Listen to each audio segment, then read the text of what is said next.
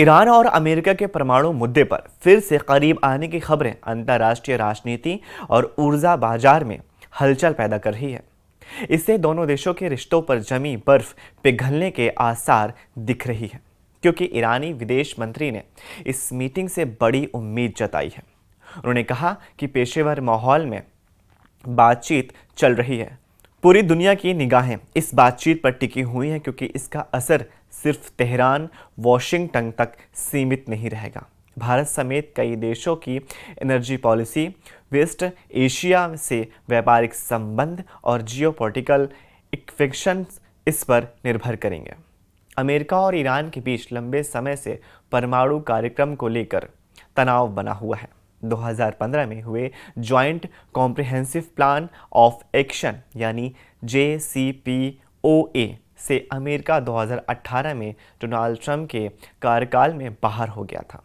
उसके बाद से दोनों देशों में कई बार अप्रत्यक्ष बातचीत हुई, लेकिन परिणाम नहीं निकला।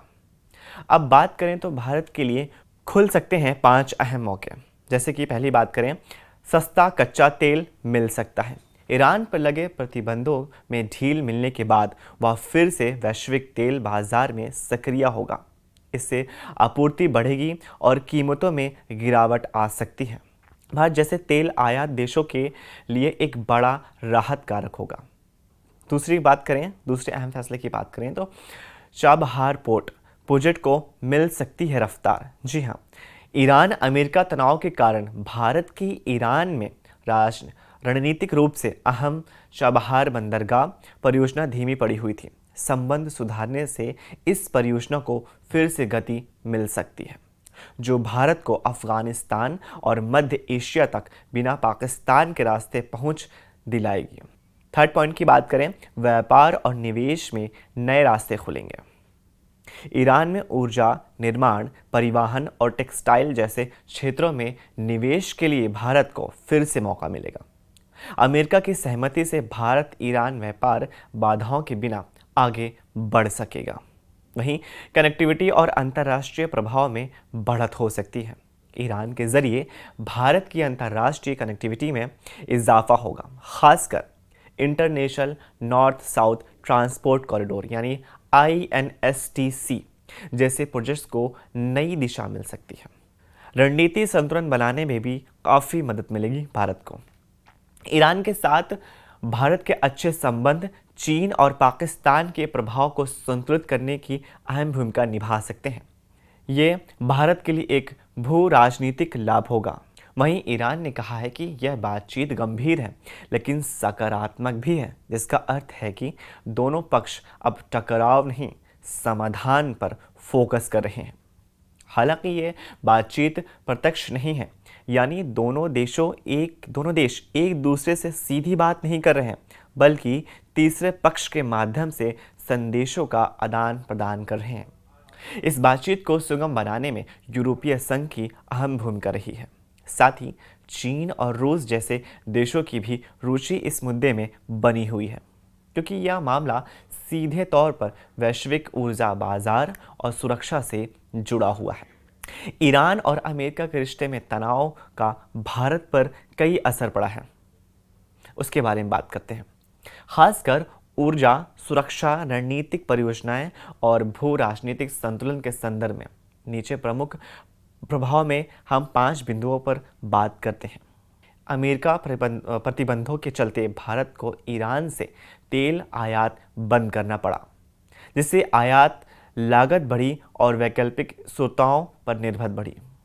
भारत ईरान द्विपक्षीय व्यापार में भी गिरावट आई है, क्योंकि अमेरिकी दबाव के कारण कई भारतीय कंपनियों और बैंकों ने ईरान से लेन देन बंद कर दिया। वहीं ईरान और इजराइल के रिश्ते के बढ़ते तनाव पर पश्चिम एशिया में भी अस्थिरता को जन्म दे रहा है, जिसका भारत पर भी कई स्तरों पर प्रभाव पड़ रहा है। भारत दोनों देशों से आर्थिक, सामरिक और ऊर्जा के क्षेत्र में संबंध रखता है, इसलिए ये संतुलन बनाना उसके लिए चुनौतीपूर्ण हो जाता है।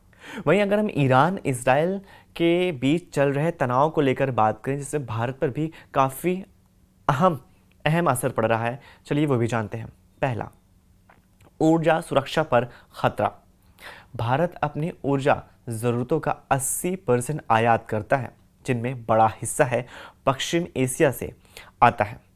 ईरान इजराइल संघर्ष से तेल आपूर्ति बाधित हो सकती है और कीमतें बढ़ सकती हैं, जिसके जिससे भारतीय अर्थव्यवस्था भी प्रभावित हो सकती है। वहीं दूसरी बात करें तो रणनीतिक संतुलन बनाए रखने की भी एक बड़ी चुनौती है। भारत के इजराइल और ईरान दोनों से अच्छे रिश्ते हैं। इजराइल रक्षा और तकनीक का अहम साझेदार है, जबकि ईरान मध्य एशिया तक भारत की पहुंच का रास्ता है। वहीं तीसरी बात करें तो भारतीय प्रवासियों और व्यापार का प्रभाव, यानी पश्चिम एशिया में बड़ी संख्या में भारतीय कामगार हैं। अगर दोनों देशों के बीच तनाव लगातार इसी तरह बढ़ता रहेगा तो इससे भारतीय कामगार को भी काफ़ी नुकसान हो सकता है। क्षेत्रीय युद्ध या तनाव से उसकी सुरक्षा और रोजगार पर खतरा मंडरा सकता है। साथ ही प्रवासी आय यानी रेमिटेंस भी घट सकती है। वहीं सैन्य और कूटनीतिक जटिलताएं भी काफ़ी हैं। भारत इजराइल से ड्रोन, मिसाइल और डिफेंस सिस्टम खरीदता है। अगर तनाव युद्ध में बदलता है तो सैन्य, सप्लाई चेन और डिप्लोमेटिक्स स्पेस दोनों में मुश्किलें आ सकती हैं। वहीं बात करें अमेरिका और इजराइल के रिश्ते की, तो अमेरिका और इजराइल के रिश्ते ऐतिहासिक रूप से काफ़ी मजबूत रहे हैं, लेकिन हाल के वक्त में इन संबंधों में कुछ तनाव और मतभेद भी देखने को मिल रहे हैं, विशेषकर गाजा युद्ध, नेतन्याहू की सरकार की नीतियों और मानव अधिकार के मुद्दों को लेकर के।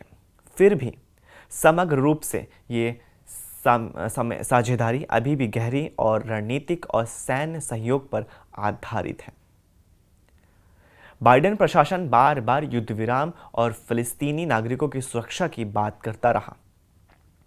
वहीं नेतन्याहू सरकार ने हमलों को पूरी तरह से सुरक्षा कार्रवाई कहती रही। इजरायल की न्यायपालिका में बदलाव और लोकतांत्रिक संस्थाओं पर असर डालने वाली नीतियों को लेकर बाइडेन प्रशासन ने चिंता जताई थी। हाल ही में गाजा में और रफा में सैन्य कार्रवाई को लेकर अमेरिका ने इजरायल को ध्यानपूर्वक और मानवीय रूप से कदम उठाने की सलाह दी। कुछ मौके पर अमेरिका ने इजरायल को हथियार डिलीवरी करने में भी देरी की, जिससे इजरायल और अमेरिका के बीच में तनाव और मतभेद देखने को मिला। ईरान, अमेरिका और इजरायल का तनाव भारत के लिए सिर्फ एक क्षेत्रीय मुद्दा नहीं, बल्कि ऊर्जा, व्यापार, सुरक्षा और कूटनीति से जुड़ी एक बड़ी चुनौती है। इस पे आपकी क्या राय है, क्या कमेंट है, नीचे हमें कमेंट्स करके ज़रूर बताएं और इस वीडियो को ज़्यादा से ज़्यादा अपने फैमिली ग्रुप, दोस्तों में ज़रूर शेयर करिए। शुक्रिया।